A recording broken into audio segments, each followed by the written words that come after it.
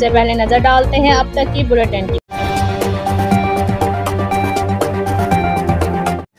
وہاڑی میں بھی پنجاب حکومت کی ہدایات پر ماہر صفائی مہم کا آغاز ڈپٹی کمشنر وہاڑی خضر افضال چودھری نے آگاہی واک کر کے کیا۔ آگاہی واک ڈپٹی کمشنر آفس سے شروع ہو کر وی چوک پر اختتام پذیر ہوئی۔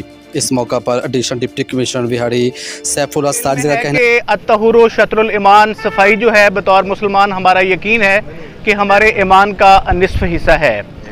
گورنمنٹ آف پنجاب نے ایک پلان ترتیب دیا ہے 4 ماہ کا، جو کہ 16 مئی سے لے کر 16 سپٹمبر تک چلے گا۔ تھا کہ صفائی نصف ایمان ہے۔